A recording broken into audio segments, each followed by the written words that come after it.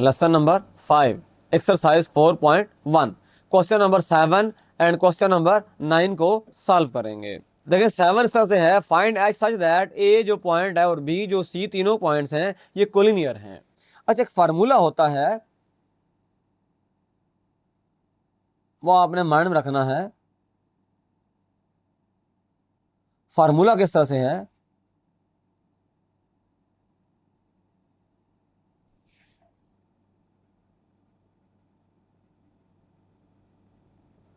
तीन पॉइंट्स अगर हूं, ए के कोऑर्डिनेट्स हूं x1 y1, बी के कोऑर्डिनेट्स हूं x2 y2, सी कोऑर्डिनेट्स हूं x3 y3, तो ये कोलिनियर होंगे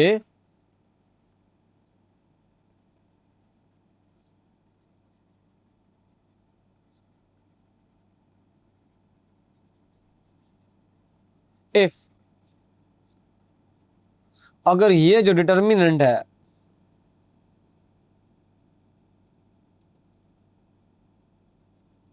x1 y1 1, x2 y2 1, x3 y3 1, ये इक्वल टू 0 आ जाए। ये अगर 0 आ गया तो समझ लें कि ये जो तीनों पॉइंट्स हैं ये हमारे पास है कोलिनियर हैं। अब दिस इंप्लाइज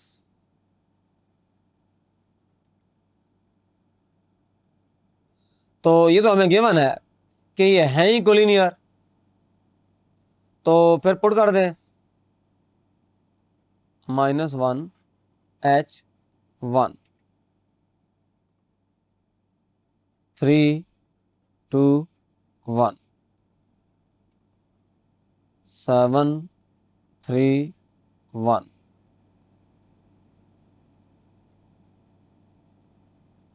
हमने H को फाइंड करना है, तो इसको ओपन कर दें। डिटर्मिनेंट ओपन करना आप फर्स्ट ईयर में सीख चुके हैं। -1 बाहर लिखेंगे और इस रो को भी छोड़ दें, कॉलम छोड़ देंगे तो 2 3 1 1 आ जाएगा। -H है, उस रो को भी छोड़ दें, कॉलम को भी छोड़ दें, 3 7 1 1 लिख दें और +1 है और यह आ जाएगा 3 7 2 3 इक्वल्स टू 0। अच्छा, -1 है तो 2 1 आर 2, -3 -H है 3 1 आर 3, -7 +1 है 3 3 आर 9, -14 इक्वल टू 0। तो इसका मतलब ये हुआ -1 और -1 -H -4 +1 और -5।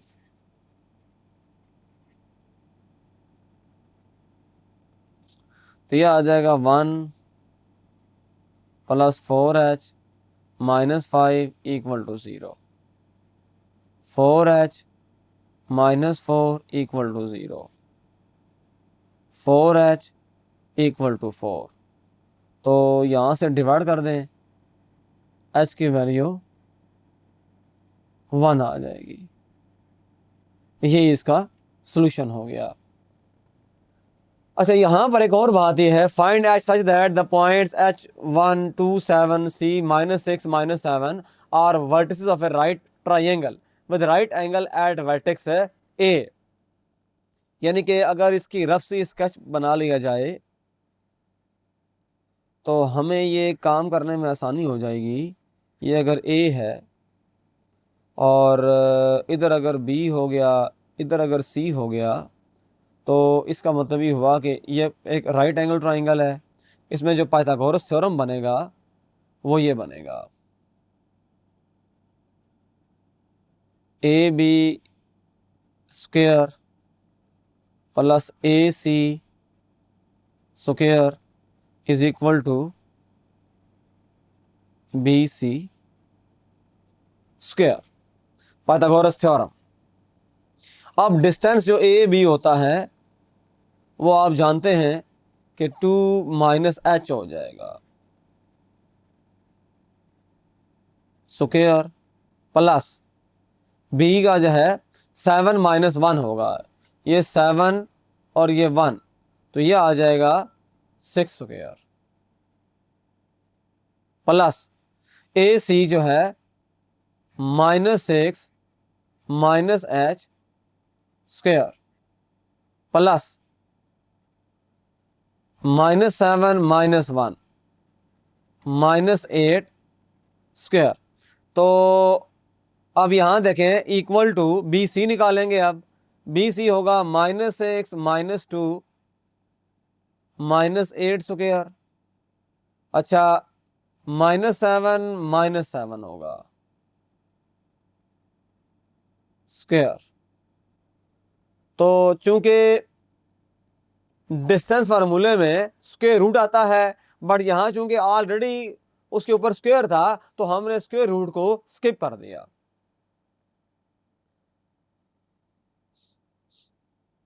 ये बात आपने माइंड में रखनी है कि डी स्क्वायर जो होगा वो फिर x2 minus x1 whole square होगा। जब सिर्फ डी होगा तो स्क्वायर रूट आएगा उधर, जब डी स्क्वायर होगा तो वहां स्क्वायर रूट नहीं आएगा।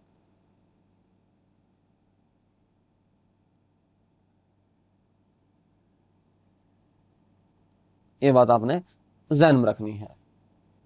अच्छा अब क्या होगा, देखिए 2 उसको ओपन कर दें, 4 plus H square minus 4h plus 36 और plus 36 plus H square plus ये आएगा 12h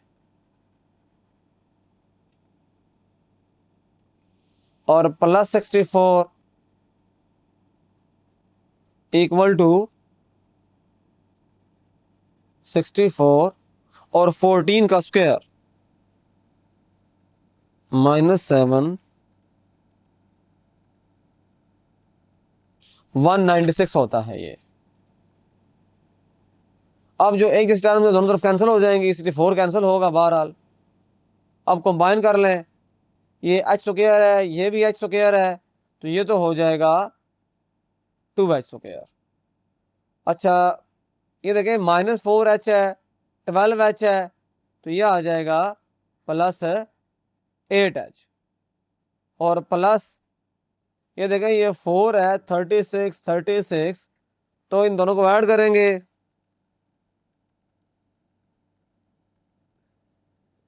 ये बनता है 76 और -196 ले जाएं तो ये 0 आ जाएगा। लेफ्ट हैंड साइड पे सिंप्लीफिकेशन की और इधर था 196 को उठा के उधर ले गए तो सिंप्लीफाई करने में आसानी हो जाएगी। तो 2h स्क्वायर प्लस 8h और माइनस कर दें 196 तो -120 आ जाएगा। अच्छा 2 कॉमन ले लिया जाए, h स्क्वायर प्लस 4h और ये आ जाएगा 60 इक्वल टू 0। 2 को रिमूव कर दें उसके साथ 0 के साथ,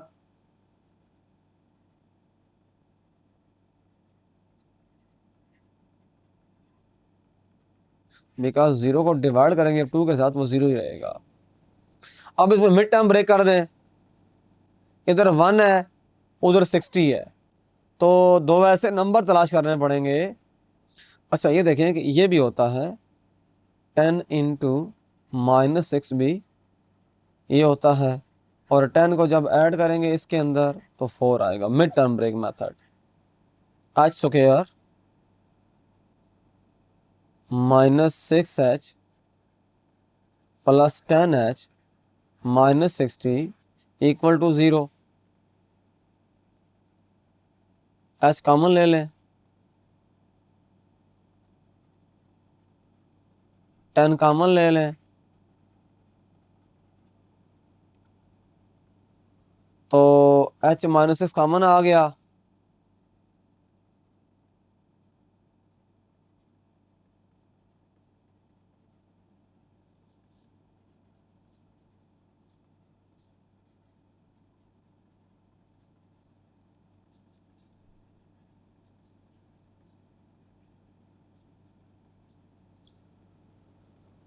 तो ये देखो,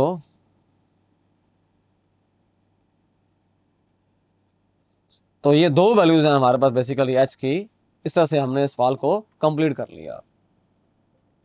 बेसिकली इधर हमें कहा गया था कि राइट एंगल ट्राइंगल है, और ये बात भी गिवन थी कि पॉइंट ए के ऊपर, वर्टेक्स ए के ऊपर उसका राइट एंगल है। तो हमने पाइथागोरस थ्योरम लगाया। अब पाइथागोरस थ्योरम है, चूंकि तीनों साइड्स की लेंथ्स इन्वॉल्व होती हैं। अब जो लेंथ्स हैं वो डिपेंड करती हैं कि उनके जो दो वर्टिसेस हैं उनके दरम्यान में डिस्टेंस।